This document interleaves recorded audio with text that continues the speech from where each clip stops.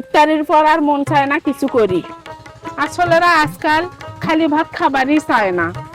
আপনার ভাই রাতের বেলায় এতগুলো ছোট মাছ আনছে, আমার সময় হয়নি এগুলো পরিষ্কার করার, তাই ফ্রিজে রেখে দিছিলাম। সকালবেলা এগুলো আমি পানিতে ভিজে রাখছি, এখন এগুলো পরিষ্কার করে নেব।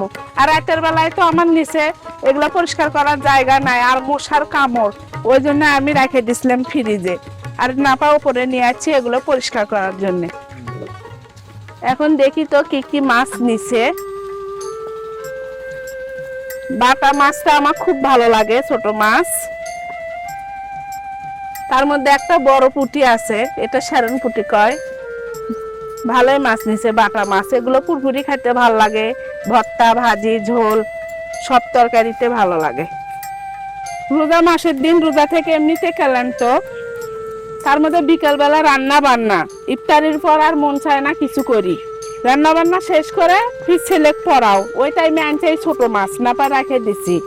বললো কুটে নাও, নরম হয়ে যাবি। তা না, মাছগুলো ভালোই আছে, টাটকা মাছ নিচ্ছে যেহেতু। এখন আমি এগুলো পরিষ্কার করে নিই। এখন নাতে পরিষ্কার না করলে আবার বিকেলবেলা রান্না, রোজা রান্না, ইফতারি জোগাড় করা লাগবে, সময় হবি না। দিনের আম্মু কি গো? মাছ কুট পেলেছ? হ্যাঁ, মাছগুলো কুটে নিছি। নরম হয়েছে নাকি?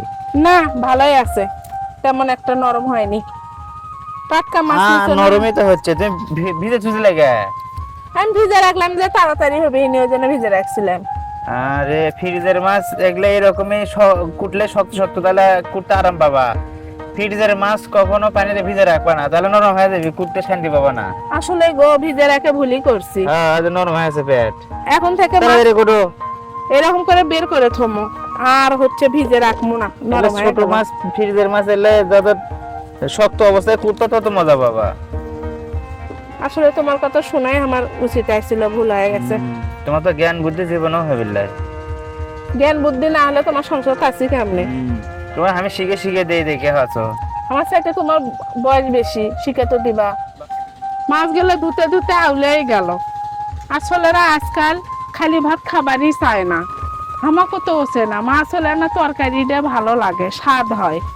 আর মাছগুলো ধুতে ধুতে এরকম আউলেই গেছে, কি আর করবো। টাটকা কুটিনি, দিনের আব্বু বললো যে টাটকা কোটো, তা কুটিনি। স্বামীর কথা না শুনলে যা হয়, এখন তো দেখানো যাবি না। কবি আমার কথা শোনো নি, তো এরকম করে আলাদা আলাদা করে থুয়ে দেই, না বেশি দিন যাবি হিনি। চারটা চারটা করে থুয়ে দিচ্ছি। বেটা ফিরে আগে কোটার সময় কইছে এটা ভাজা খাবি, ছোট মানুষ, ওই জন্য বলতেছি মশমশা করে ভাজে দেবো হনি। তাড়াতাড়ি করে টুপলা করে মাছগুলো আউলে কি অবস্থা। এখন নিজে কি খারাপ লাগিছে, এত দাম দিয়ে নিয়ে আসছে। আর এই ভুল হবি না, এখন রাইতে যত রাত হোক মাছ আমি পরিষ্কার করে রাখবো।